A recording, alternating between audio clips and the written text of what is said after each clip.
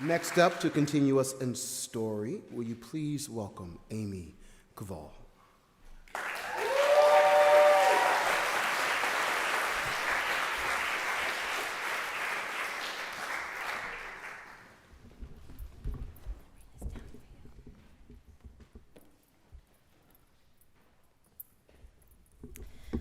Okay, David Rose prepared me, but not for the tears as the lead-in to my story. 8 years ago, I felt my life couldn't be happier. My husband, Andrew, and I were living in San Francisco under a majestic blue sky, and we were gifted with two of the most joyful and bubbly, beautiful daughters. Caroline, who was age 3 at the time and now 11, welcomed her baby sister Cecilia, now age 8, into this world with the widest of smiles and deepest of love you could ever imagine. Caroline had prepared for the birth of her sister by folding all of her newborn clothes, laundering the crib sheets, and finding Cecilia a most perfect little lovey, a small blanket with a frog's head that had very much resembled her own precious Snuggly, the only difference being that Caroline's was the head of a bunny. Caroline has always shared so much love for her sister. Since that time, I still wait for the day that Caroline asks, "When does the baby go back, Mommy?" But I don't think it'll ever come. Caroline is the best big sister anyone could ever ask for, and she exemplifies the true meaning of love. Caroline's love is and always was so great that it overflowed and poured so deeply into Cecilia's own precious body the day she was born. Cecilia came out with wide eyes that sparkled at the sight of her sister. Her legs kicked so enthusiastically as Caroline skipped around her that you could tell she couldn't wait to take part in the sisterly dance. In July, when Cecilia was 4 months old, on one of these happily skipping blue sky San Francisco days, our lives suddenly changed. We were stopped in our tracks and forced to think about what matters most in the world. Caroline and I had taken Cecilia to her 4-month well visit. Andrew was back at work, and it was a new typical day. We'd walked to the doctor's office from our apartment just a few neighborhoods away, with a San Francisco hill or two to climb.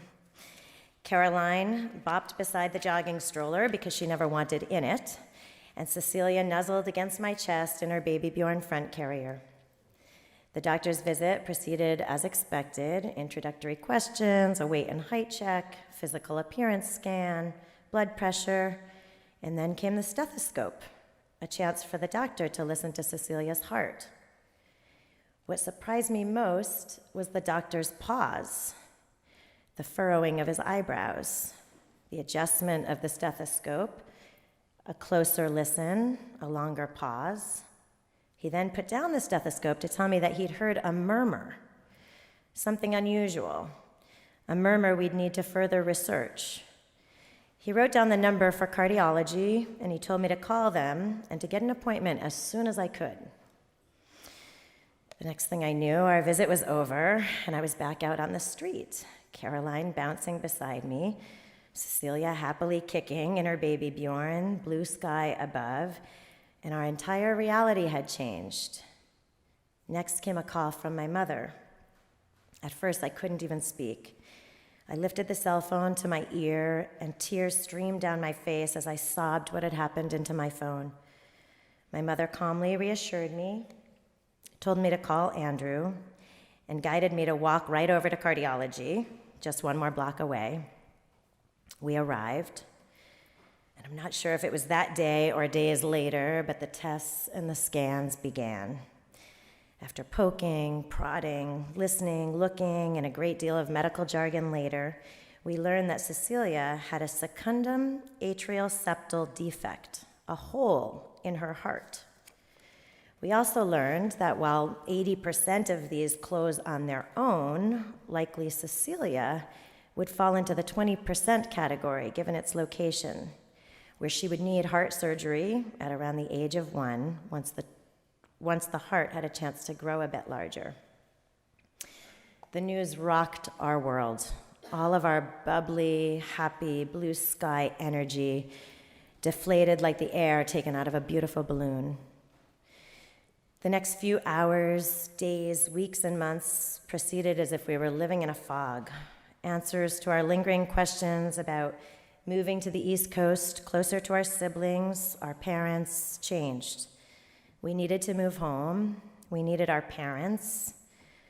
We needed to feel the love pour into our hearts more deeply than ever felt before. And there was one more thing we needed now. We needed Children's Hospital in Boston. If there was going to be a fix for the hole in Cecilia's heart, we would best find it there, the most celebrated hospital for children in the world. The move happened rather seamlessly, and we soaked in the warm welcome of our families, Andrew's parents, Marty and Bob, lay the groundwork for all the love we found in Lexington, and they took us into their home and their town with open arms. They made themselves available for whatever we needed, morning, noon, and night, including a doctor's visit here and there.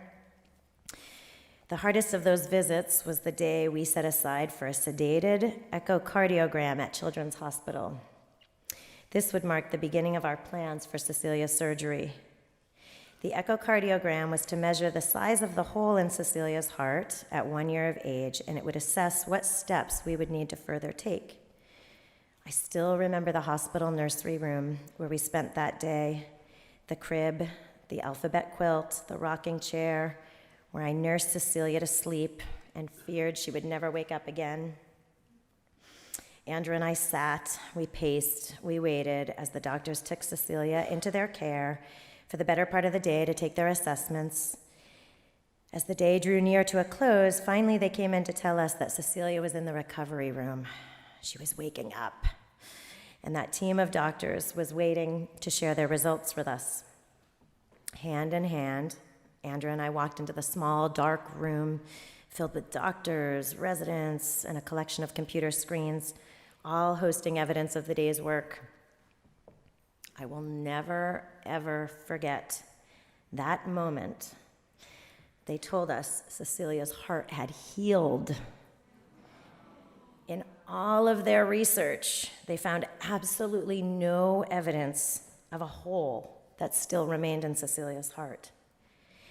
They told us that her heart resembled that of a healthy 1-year-old child who would never again, ever need to mention this detour on another health form or examination from this day forward.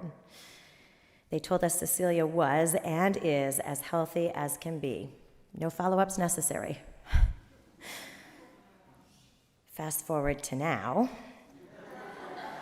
to today, our 8-year-old Cecilia, who beams before us with the brightest eyes and largest heart of anyone we know.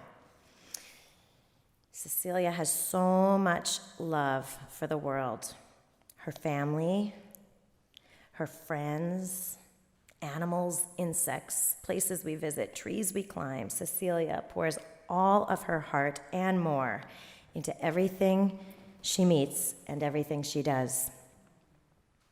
If there's an ant in the house, she escorts it outside. If there's a bird in the bush, she talks to it. A mouse. The mouse our cats found in the basement, the one the cats allowed to live. Cecilia asks, "Can we keep it as our pet?" Fortunately, she settled on letting the mouse go outside, but not without a chunk of cheese, a roll of bread, and a cotton ball, well equipped for a new little nest outdoors. Cecilia is one of the most kind-hearted, empathetic, compassionate, warm, and loving people I have ever met. Cecilia, thank you for bringing your love to our world. Thank you for filling our balloons with your beautiful air. The world is a better place because of you and your ginormous heart, that very same heart that surprisingly once held a hole.